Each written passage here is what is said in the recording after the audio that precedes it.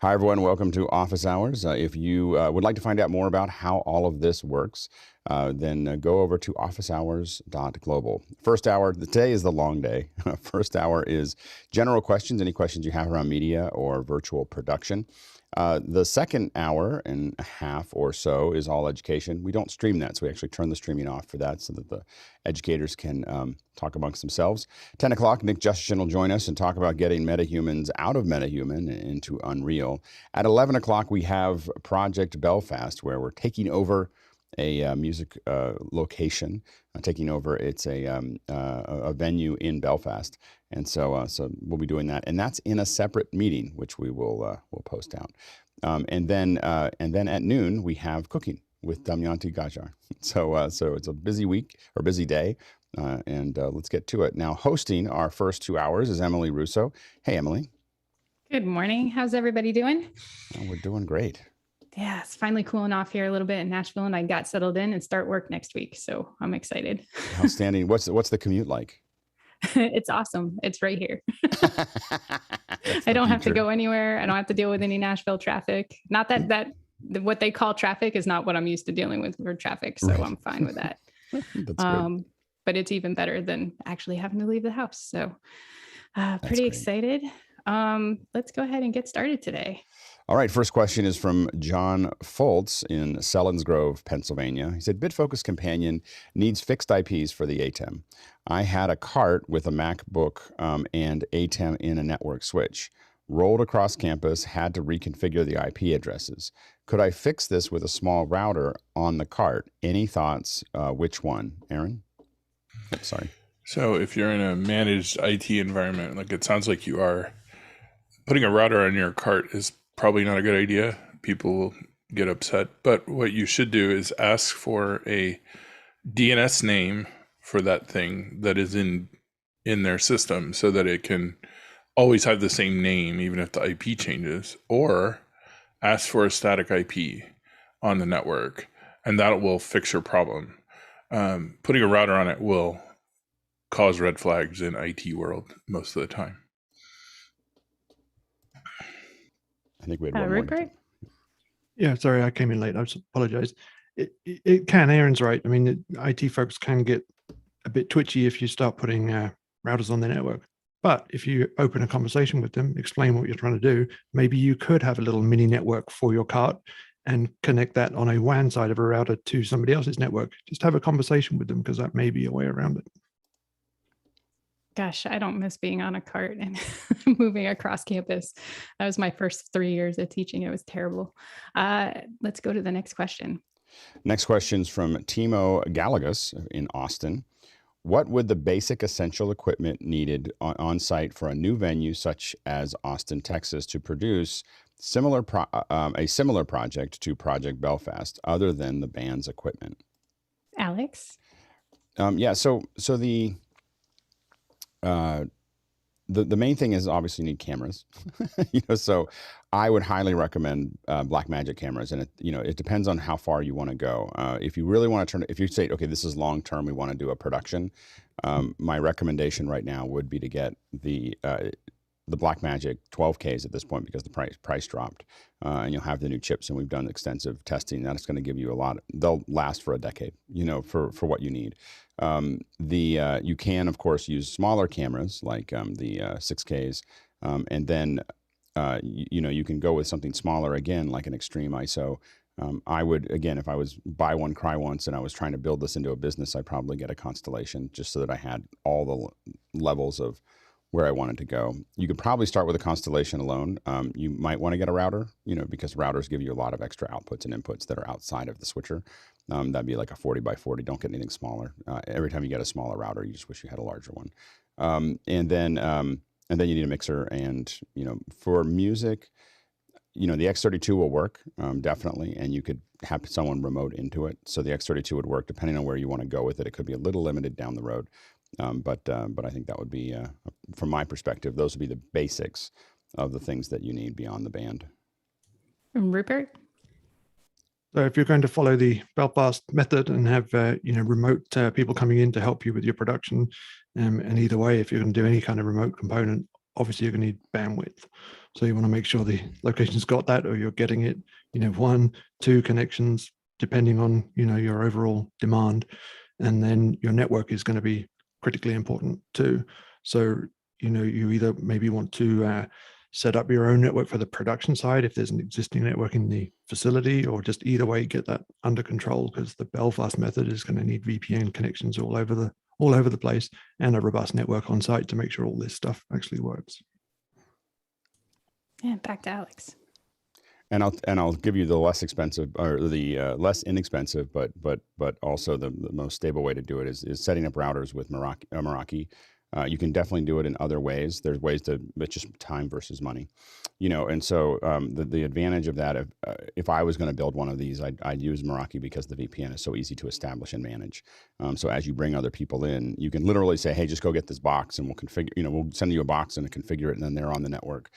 Or they can, we can set it up relatively quickly. It's not that is more expensive way to go. It's just less time. To fiddle about with it. Aaron? The other thing that wasn't mentioned is lighting. You need decent lighting, and you need a way to remote control that lighting. Yep. Great. Which can be also expensive. Yeah. Next question. Next question is from Mike Emmett in Melbourne, Australia. And Mike says, would the Blackmagic streaming bridge be suitable for taking a RTMP feed from a drone like a DJI Inspire, or would a built solution or something like a Raspberry Pi be more appropriate? Aaron? The streaming bridge won't really work with the DJI at all, because it does some funky stuff with RTMP.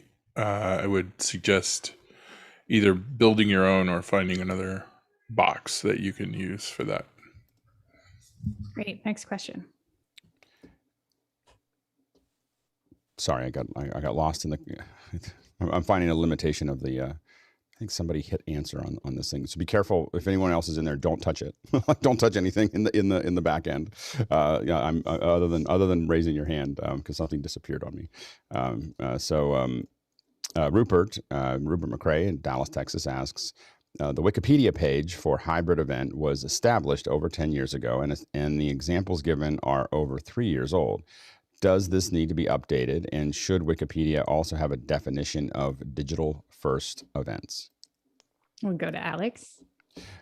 I absolutely think that we should update that and put the pros and cons into the hybrid event for Wikipedia. I think that would be useful.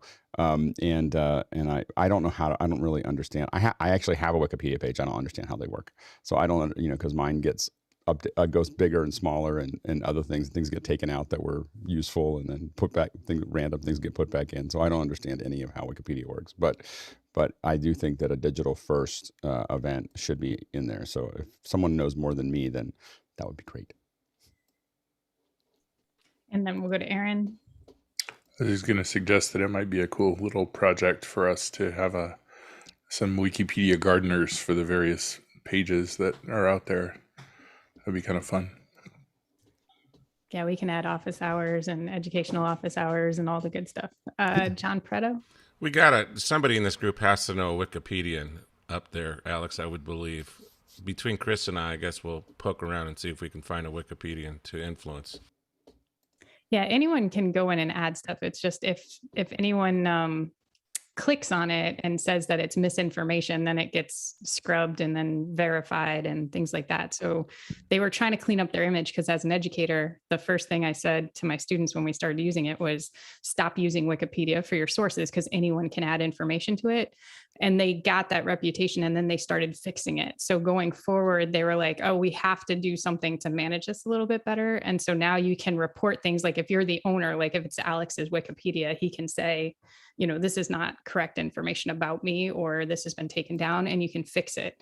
So they do have a little bit more of a responsive group way to deal with that information. So we should definitely dig into it on our side and make it say what we want it to say.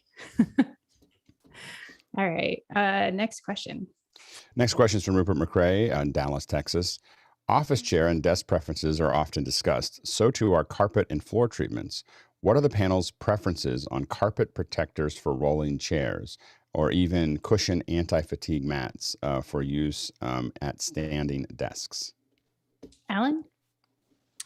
Okay, well, I had a anti-fatigue mat, and they work. For me, they worked really well actually. On the floor protector, let me just see if I can show you. So there we go, my horrible floor in here. But this is one of those hard plastic roller ones, and if you're not on camera and you don't have a mic, they are brilliant. Sadly, you can hear that they're quite noisy if you're ever going to be on microphone. But all the way, they're not expensive, and they just make your life so much easier for rolling around on a sort of fairly thick ply carpet. This. George? So I've been using this for about 10 years. So it's sold on Amazon as a bamboo mat. So it's not noisy at all. I'm able to roll back and forth, but it is definitely my go-to on an errand chair. So this is my solution for rolling back and forth. That's awesome. And Aaron? I don't have carpet in this room, but I have carpet downstairs, and I bought the casters for my chair that are for deep pile carpet, for regular home carpet. So I don't need a mat. And for Herman Miller chairs, it's great because you can, and I think Steelcase sells them as well. And then for any fatigue mats, the hack that I've found to get them less expensively is to go to a restaurant supply store. And it'll save you about they'll cost about a third of what you get at, like, you know, wherever. And the Amazon ones are terrible. Yeah, the restaurant for the win. Restaurant or stores for the win. Next question. Next question is from Mike Emmett in Melbourne, Australia. He said, what are your favorite DIY hacks or homemade bits of kit that are indispensable to you? Rupert? I'll give you a tools and materials category. In the materials sector, this shelving I use back here is actually IKEA Ivar shelving. And it's modular. It comes in like 2 different sizes, and there's two different sizes of uprights, 2 different sizes of shelves. It's all modular. They do a whole bunch of accessories to go in it, and it's really robust. I've been using it in different situations for 10 years in residential and light commercial applications, and it's just solid. And then you can just put tops on it and do all kinds of things. And you can hack it apart. It's not too expensive, so you can saw it and cut it and make, whatever you need. And then tools, I like all kinds of laser things. Laser levels are just so helpful. You can spend as much as you want on them, but there are economical versions. Self-leveling lasers, really useful to put stuff up. Laser measurers is also very useful, and good quality stud finder. Don't buy the cheap stud finders. They're just unreliable. Buy as best as you can. Great. Chad? In terms of tools, a 3D printer is indispensable. One of the things that I've done with mine is build one of my favorite toys, which is the Interatron. I 3D printed this bracket that holds essentially a picture frame with 30R70T glass on it. I also printed the shield on the back, the shroud that contains the camera lens and holds it up against black foam core. This project was probably somewhere in the neighborhood of $150, give or take. And it allows me to have conversations with you guys, looking you in the eye when I talk to you. So money well spent. Very cool. That's awesome. I just have to say, I'm sorry. That's No, really go ahead. Say it's awesome. It is awesome. It is awesome. Like I just was like, oh, that's really cool. We've printed little ones, but never one that big. And Did you share those files? Yeah. Which files? No, Chad, did you Chad. share your files? Yeah, sure. I can share them on the Discord. Happy to. Yeah, that'd be great. That's great. Very cool. Jeffrey? Actually, I was going to do exactly the same thing that Chad was. The 3D printers are pretty inexpensive. I got mine for under $300. Doing the upgrades, probably about $400. And so I've been building stuff. Last night I did my my logo on the 3D printer, and right now it's doing a very big project that's going to take a few days, but I've done a lot of video stuff. I've done a lot of drum stuff with that, and I'm also working on a teleprompter, so I can't wait for Chad's dimensions for that because just for the back plate. So I got to use a MakerBot, and I got to use I can't remember the other one. It was a very small format one, but like, what size are your printers? What are you guys using for 3D printers? So mine is mine's the Ender 3 V2, and I actually got it right here. And basically, what it does, it hasn't shown up yet on my thing, but basically what it does, it'll do 8 by 8 by 10 print, and this one, it's going to be a pretty tall print when it's done. It's going to take about 3-4 days to complete. His is far better than mine. Mine's a FlashForge Adventure 3. It's only got about 150 millimeter cubed print area. So I could have done things a lot better on my project if I had Jeffrey's. Very cool. All right, and then Alan, your hacks. Yeah, mine was a 3D printer like everybody else, but mine is a resin printer actually, which is a different technology, but works very well. And cost-wise, if I go onto the screen up here, you'll see that it's less than a couple of £100, and we looked in the States, it's a couple of $100, I think they were, for the resin ones. But my other one was my arm, which I don't think you can see, which really is a hack because it's a monitor arm with my mic attached to it, and I can sort of rest on it, and it's a nice solid one, a bit like I'm pretending it to be like Alex's fancy monitor arm, mic arm. Very cool. Alex? And mine, the 3D printer. I use a Quiddy technology 3D printer. It's a 10 by 6 by 7.9 by 7.9. So it's a pretty large print space for about $800. It's enclosed. I have a thing about I can't have moving parts that are opened. That it makes me crazy. So it's all enclosed. I couldn't. I kept on trying to look at ones that were opened, and I just couldn't buy them. So anyway, so it's enclosed, and it works really well. The Mac software works well, and it has a PC software as well, and it does a really good job of cutting everything up. And once you get to know it, it's. But I would say whatever you buy, the 3D printer is the thing. You know, like you just fix so many things and weird little. I just need a little doodad for this, or I need a little bit for that. And once you get through the learning process of building, you just do it all the time. And you don't lose your fingers. I grew up with people I grew up in a lot of wood shops. There was always somebody who lost like a little tip, or almost lost a finger, or lost part, dug into their hand. And so the 3D printer tends to be less dangerous. Yeah, I'm gonna miss my access to all the fun tools like 3D printers and stuff. So I may have to invest in one. Yeah. Sky? You've got friends, Emily. You don't need a printer. You've got friends. Anyway, the handiest expandable tool is the Avenger. It's called the reflector holder, but I've used it for everything else because it's a reflector holder for your photography, but I use it as a mic stand. I'm currently using it as holding the Brio, so it doesn't shake when I shake the keyboard on the laptop.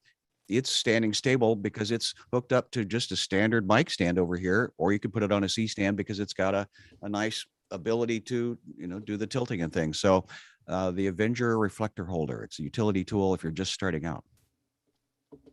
Great, all cool hacks. Next question. Our next question comes from Guy Cochran, is in Seattle. What app on the Mac Mini M1 can I get to send an SRT video feed? Aaron? So I don't think any of the easier to use things out there for Mac have been ported to M1, but I use FFmpeg directly, and it works fine. So that's what I would suggest. Get on the command line and hack it out. I'll help you if you need help. I guess it doesn't sound like there's an easy way to do it. Not yet. I think there were some apps, but they haven't been ported and they're really janky. Next question.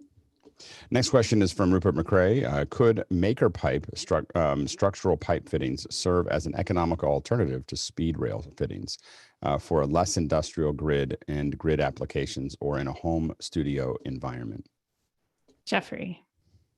Yeah, I was looking in this. We actually built a friend's garage out with a whole bunch of this stuff. The pipe it's if you're using the was it the EMT pipe and the fittings, it's going to be strong enough. You just have to make sure that you anchor it onto the ceiling properly, and it should work really well for a lot of static stuff moving around. I don't know if with speed rail, because you still have to have some spots where you have to have the ceiling mounts in there, so you won't be able to go a full route, but part of a route will work really well. All right, Alex. Do we know how much weight a maker pipe will hold? Probably for lights, it probably will hold plenty. I'm actually not familiar with it, so it looks pretty cool from an economical perspective. I have to admit that every time I've done something other than speed rail, I've felt the pain. but it is a metal pipe, so no different than just a regular piping. So it might be a little bit lighter. Mm-hmm. Cool. All right, next question. Our next question is from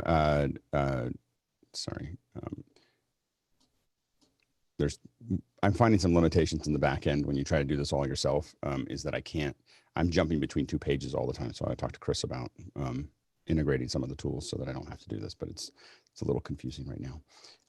Douglas Carmichael said, I was setting up my VPN for Project Belfast and I was not able to route only Belfast traffic down the VPN. Anyone on macOS had success with the setup? Rupert?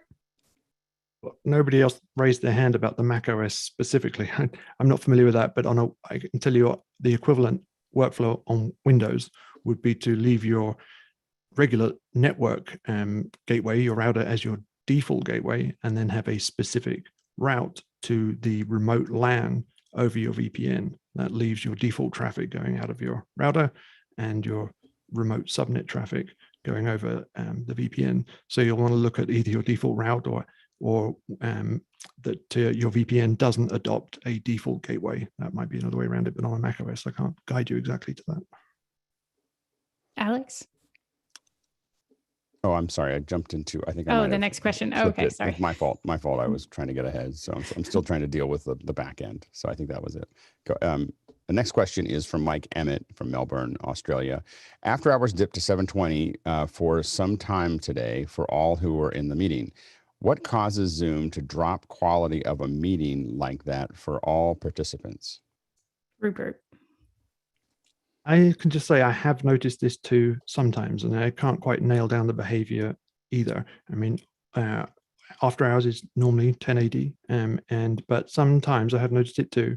You see it go to 720. You'll have people pinned full screen, and you'll be getting 720. But when I've seen that, I have also seen during that period, I may be sending 1080 somewhere. So I'm seeing it too. I just haven't quite got to the bottom of it yet. Alex? They haven't published what the reason is, and they haven't told any of us. I mean, that I know of. I have a theory that because I've watched the behavior a little bit, is that if it has a preponderance, it's looking at it has asked. Zoom has information about all of our connections, right? And how we're connected and what's going on. And I think that if it gets to a certain percentage that is having any kind of throughput issues, it just drops the resolution of the entire system. And so it could be that not a lot of people are requesting 1080p either. So I have a theory that if no one has a full screen, up, or not many people have a full screen up, it goes to 720 to save bandwidth. So I think that it may actually be shifting down if there's not enough successful requests for 1080p. But that's only a theory right now. All right, next question. Next question is from Andy Kokendorfer from Viera, Florida. Are there any outboard mixers that control loopback sources? I use the Rouge Amoeba Loopback software to control software audio sources into Zoom, but the lack of physical faders makes live mixing difficult. Got no audio guys in here? What's going on? I don't know. I don't know if that's just, I think that the issue is that it's not really something that it's just not a way we use loopback. I think a lot of people don't use. I see what you're doing there. It's that there are faders inside of loopback, and I think that there's the want to be able to control those, but I don't know if there's any I don't know if it has any outboard controls. So I don't think anybody else does either. so yeah, we'll have to, you stumped us on that one. I'm not certain that it does that, because it's just not what it was built to do. It's kind of built for a less live experience. All right, well, then let's move on to the next question. Next question is from Vincent Alvarez from Bellingham. Why do speakers have what appears to be the drips of dried glue coming out of the center of the speaker? Even very expensive speakers have this, taking away from the experience. Alex? So I believe that what you're talking about is there's a, when you affix the speaker, there is and I actually don't know what that is. But I know that I'm pretty certain it's some kind of, it's an adhesive that holds it there, and it does drip down. And I think we're gonna have to cut back. We need somebody who builds speakers. If only we had somebody, Nigel, that built speakers. We can ask them questions. All right, so we had someone that we might bring in. Then save that question, and we'll come back to it. All right. I know a guy in Montreal. You know a guy? One time my husband took me to Montreal to buy speakers, and we went into an old school speaker store, and they had a whole wall, and the guy literally talked to us for 4.5 hours, and we ended up buying some quad speakers from them and for our surround sound. Anyway, it was the longest day of my life. And I'm sure he could tell us why. I just have to find him again. Yeah. Next question. Next question is from Rupert McRae in Dallas, Texas. When using site-to-site VPNs, should appropriate firewall rules still be in place for security to allow only what is required? Could otherwise allowing all-to-all communication between networks decrease network security? Alex? Every time you open a port, you decrease network security, but you increase the usability of the network. so by its very nature, there's no time when you open up a port that you're not decreasing the network security. So especially between sites. And so you're absolutely right that it would decrease it, but there's the weight between all of those things when it comes to networking is usability. This is the problem with security in general. It's the problem with the locks in our house. It's a lot easier to get in and out of the house without locking the doors. But a lot of other people can come through those doors as well. So which doors you leave open are the key to the operation. All right, next question. Next question is from Rupert McRae. Is anyone using Zoom chat within Zoom app itself between colleagues? It seems to me Zoom may feel it needs to compete with the likes of Slack and Discord in this regard. They are often promoting new chat features. Chad? Not even one bit. And I'm not even aware of anyone who's using chat in the Zoom app. It seems like a space where they don't need to try and compete, because there are other great tools that are doing that. We have lots of different messaging platforms that do a much better job of it. And it kind of irks me that they introduce features in that app they're not introducing in the internal chat that would make all of our lives a little easier, like pinning a chat to the top. So that's where I stand on it. All good points. Alex? Yeah, I have to admit that it is something that I look at it the same way Chad does. And I've had this with almost every platform where they add a new feature and all I think about is the feature that I really needed, that I didn't get when they added something that I don't need. Now, I will admit that I have been wrong with Amazon. When they started doing something other than books, I'd be like, why? They're so good at books. Why are they selling anything other than books? I buy books from Amazon. I don't buy any more books from Amazon. I don't buy books anymore, but I do buy a lot of things from Amazon. So I kind of look at it through, well, I could be wrong. But so far, there's some support stuff that they do that Zoom does with chat, and that's the only thing I've ever seen pop up on chat is the support stuff. Rupert? Yeah, so I'm seeing them announce the new features like through the blog and stuff. They're definitely promoting it. I actually find it useful to send chats to myself. I have a bunch of Zoom accounts on a bunch of computers, and if I just want to send a quick URL or a quick note and know it's going to be accessible on any of the machines or any of the devices where I'm logged in, I'll just send it to myself. That's the one way in which I found it useful, but I just don't know of anybody yet using it in the wild. Now, Zoom does like introduce these features, and they do become successful, like Zoom Phone. I mean, that was a new feature relatively recently, and that's gaining some popularity. Companies like replacing their phone systems with Zoom Phone. So we'll just see where it goes, I guess. All right, next question. Next question comes in from Gordon Lake in Los Angeles, California. He said, what are some of the considerations when buying insurance for video production? George? So Gordon, I'm not sure, do you mean for venue video production? If you're going out to a venue to produce, I would definitely make sure that you know what the liability is for that particular venue, and not just depend on your liability that you're buying for your company. Make sure that part of it. If you're talking about insurance for your company, I would make sure that you have coverage for all your gear that you're taking out. Make sure that you have coverage for if you're going out of the country. Don't just assume that you're going to be covered. Don't assume anything about what you're going to be covered. Just make sure you're getting a company that caters to our particular industry. Alex? Yeah, so the main thing is that insurance, beyond protecting your hardware, also gives you access to different level of shows. So as you increase that insurance that you're able to provide, you're going to end up being able to go to work in larger venues, because a lot of them will have requirements, so that you'll have liability insurance, you'll have loss insurance. Some of those might be liability, might be $5 million, loss might be $2 million, because you're covering the part of a lot of these locations want you to cover the space. And the reason that the location's going to ask you to do it is because if something goes wrong during your event, they don't want to do it because they don't want to claim against their insurance.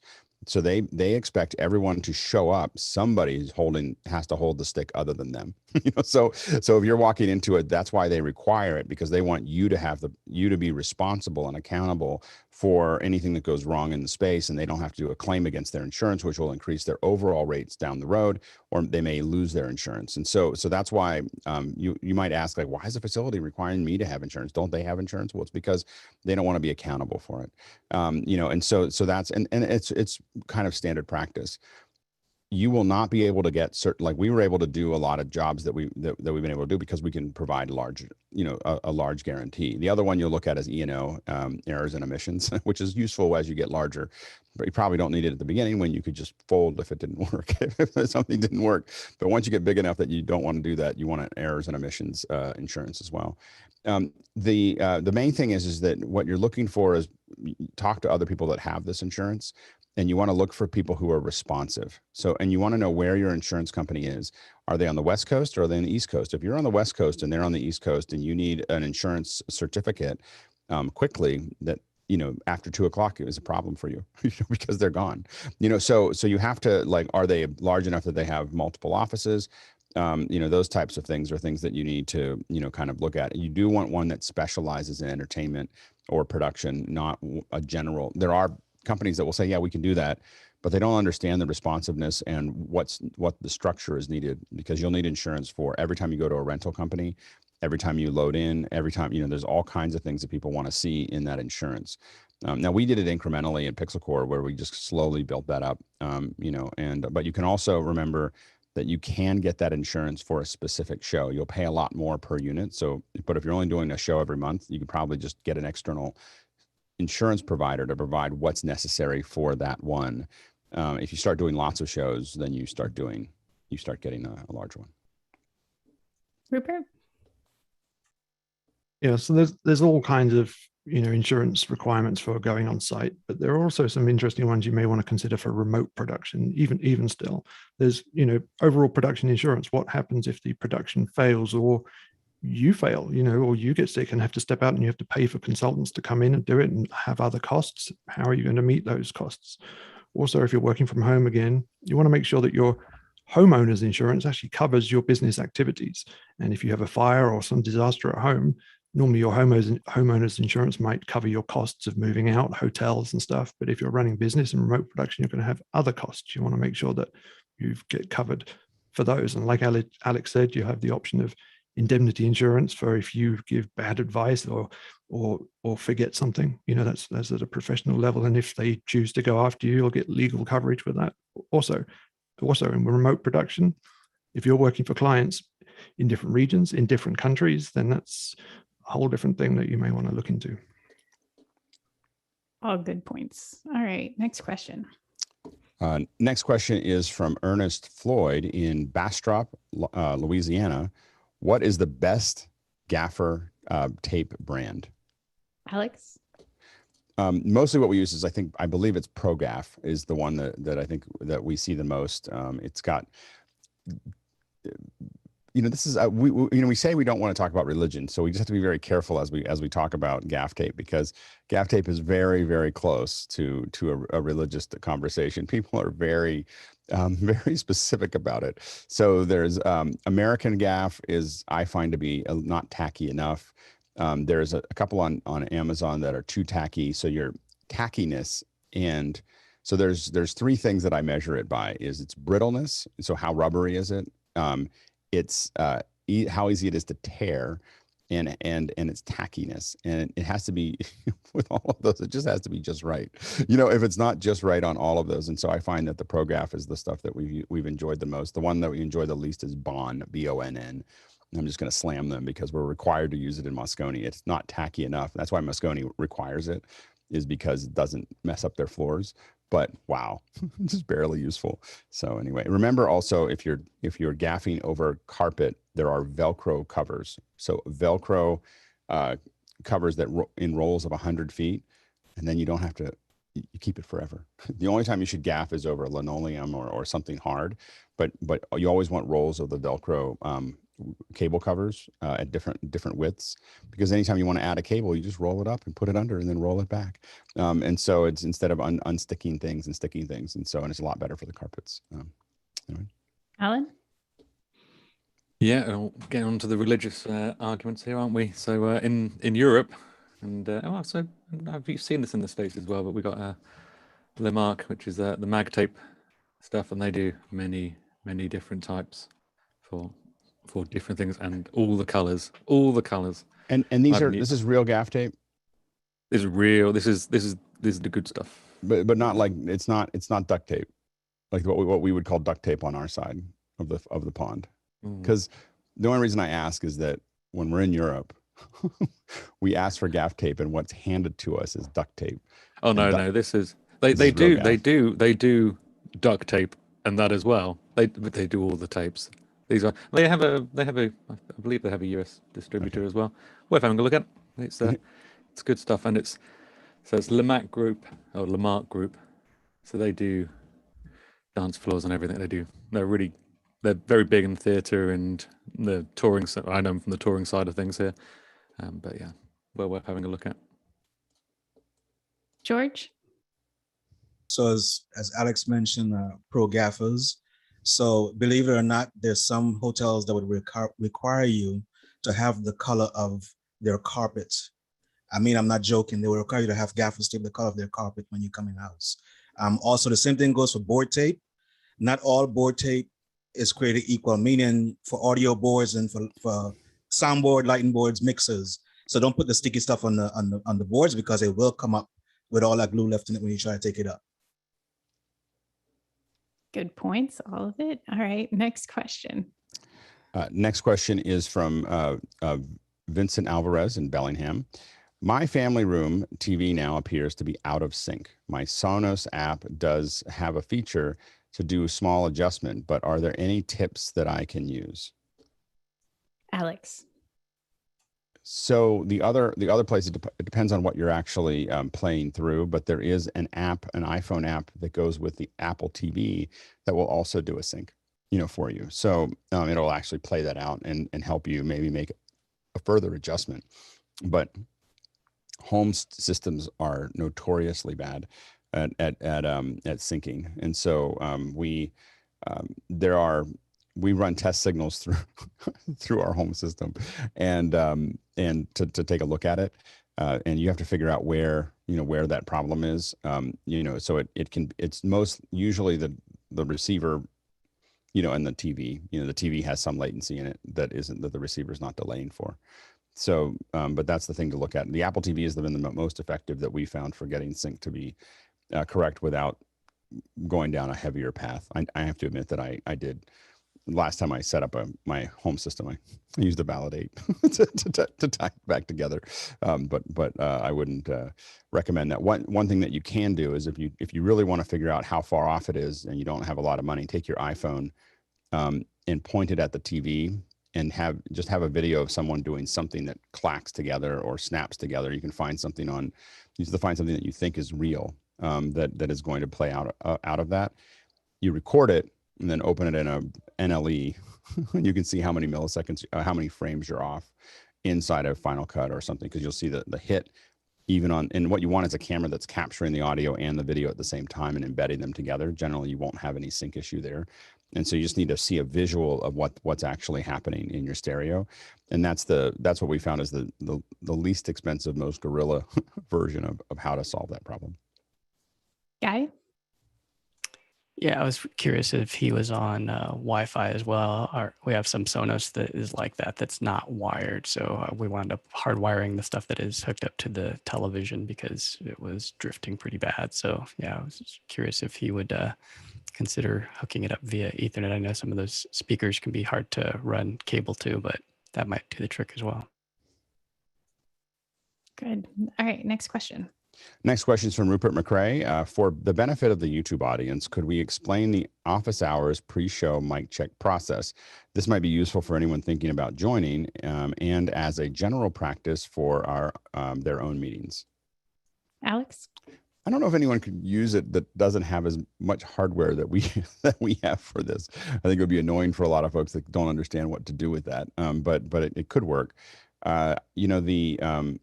The mic checks, for those of you watching YouTube, we don't publish them usually. But if you're here in the meeting in Zoom, you'll actually see us do a mic check that takes about 15 minutes. We go through each person and we try to get the levels. You'll see the meter here that we have that's over here is we're trying to hit somewhere around -24. It's not going to be exact. It's going to be plus or minus 2 dBs typically. And so, but we're trying to get everybody relatively close to the same. And the reason for that is just that it's a lot easier. You may find that office hours is probably easier to listen to than a lot of other things, even radio, because we keep our audio very, very constant. So there's no one that's super loud or super soft, and that makes it just a lot easier to listen to. So that's why we do it. But it does take a fair bit of work to and people. It's much easier when everyone's got their own outboard mic and their own control. You can do it inside of Zoom, but it can be it's a little tricky. Yes, very. I think it's helpful to have Zoom checks when you're having a meeting, because some people don't realize that they can't be heard. So even if it's not as high tech as ours, just having people stop and like do a quick intro at the beginning of the meeting, you can maybe tell them like, hey, can you move your mic closer? Or can you switch that headset out because it's crackling or whatever. I noticed that in education, and we really would benefit from having more controls available to us depending on what we're accessing at the basic level, like being able to just hit a button and turn the volume up a little or take down something. The original sound is great, but I don't think I know a lot of educators don't understand how that works, and so they're randomly turning it off and on. So I think like the overview of a very basic would be great for most meetings anyway. Yeah, there's a lot of controls from a media perspective that Zoom could add, which is the host's ability to adjust everybody's volume would be super useful. Just being able to just say I'm going to turn your volume up and down, and just be able to have a control on the back end that allows us to do that. We really made a lot of requests with Zoom until the video SDK came out, and we're like, okay, we just got to figure out how to build one ourselves, because we're a little bit focused on that, or using things like Zoom OSC or a Zoom, to kind of pull things together, because we've kind of lost the interest in trying to get Zoom to do the things that would be required to make it a production platform. So we're just trying to figure out ways that we can control it some other way. All right, next question. Or actually, sorry, Chad was got in there.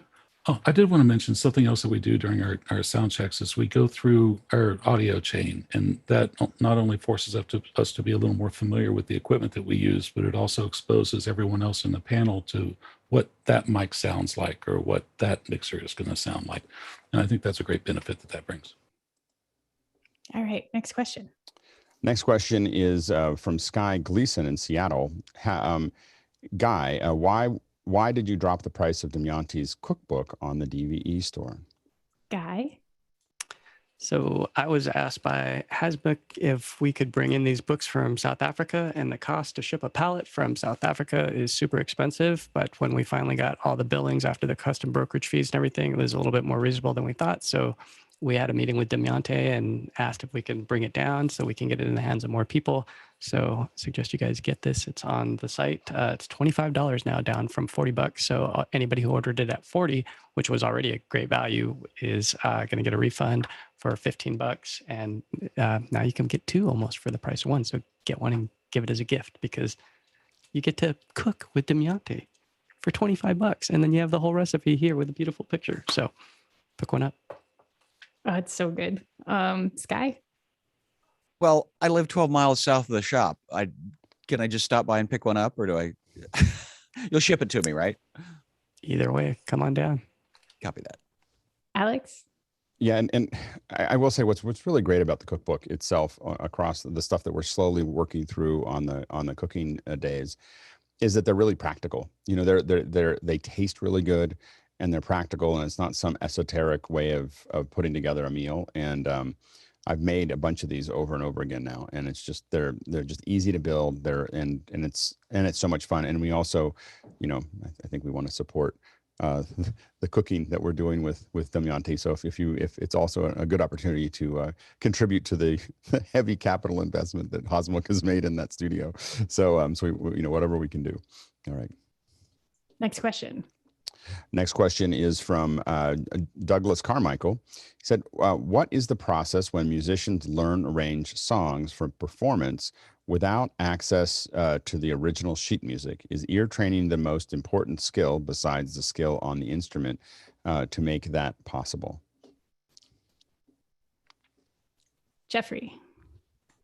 So what I do when I try to put together a song, and I have many friends that do this for Hal Leonard, is they'll just sit there and they'll go through the song. They'll listen to the song and they'll find the parts.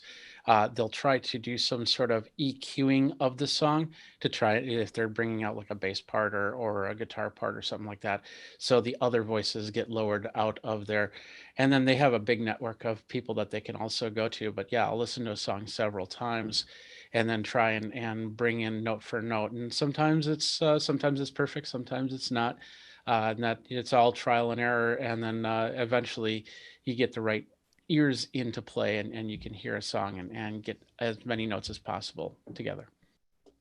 Great. Next question. Next question is from Rupert McCrae in Dallas, Texas. What are your preferred ways of holding unused domain names, like using a holding page, redirecting to your existing website, or using as ad space, or leaving silent? Alan? And it depends, really. Google recommends sticking a landing page on if you're going to use it as a place for a website, because it gets it into the index. Because it can take a couple of weeks to be indexed first time, but once it has been, it's then in the system, as it were. If you're going to use it as an ad space, then do that, but don't if you're not going to. And if it's just going to be used for, say, email and never have anything sitting on it, leave it blank. So, but it's very much, if you're going to have it, if it's going to be a domain that is going to be used for forwarding and redirecting to another site, do that. But don't leave it blank if you're going to put a site on it. Very quickly, John, and then Jeffrey.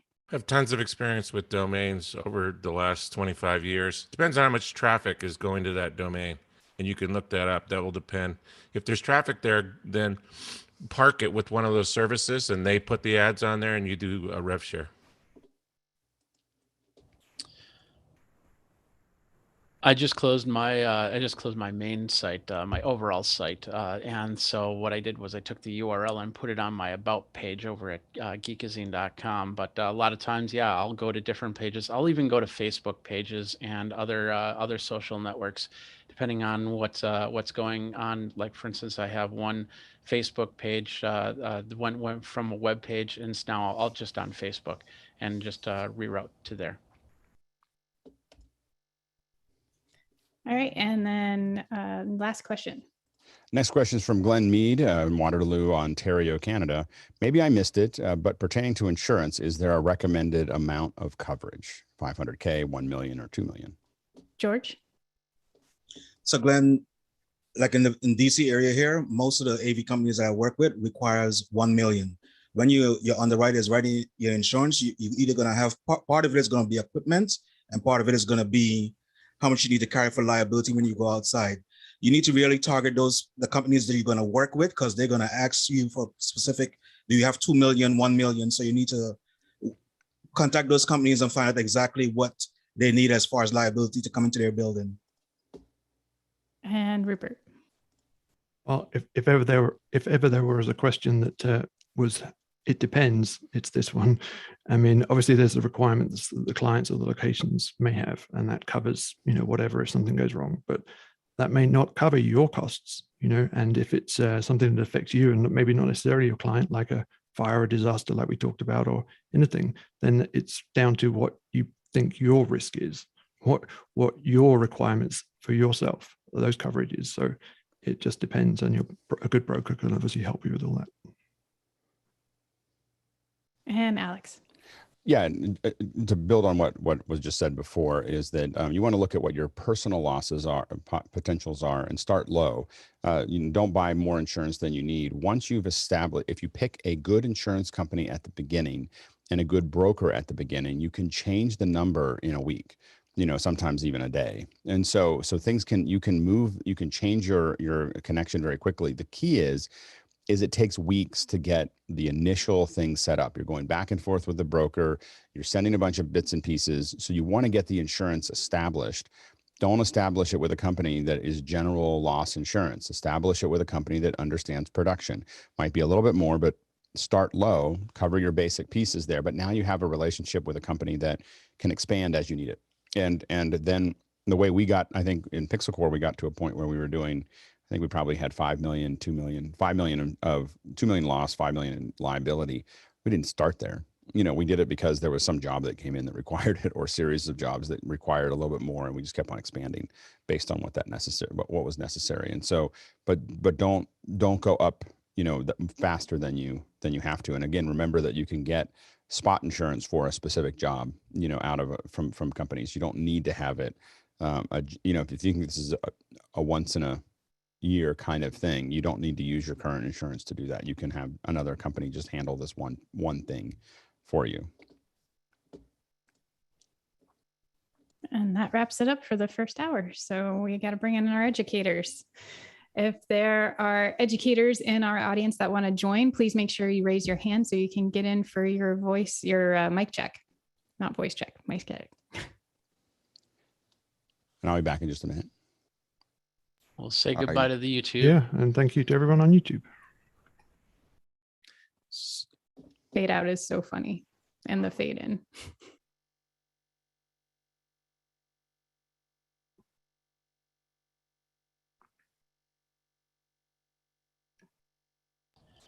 All right. Anybody that wants to be promoted back to producer, go ahead and raise your digital hand, and we'll do that. And then if we have everybody that's in the education panel ready to go, we'll go ahead and do sound checks. As always, we want to hit that -24 number. So if it's if it says 25, you want to go up in your volume. And if it says 23 or higher, you want to go down in your volume. So let's see. YouTube stream? Are we still on YouTube? Oh, I thought who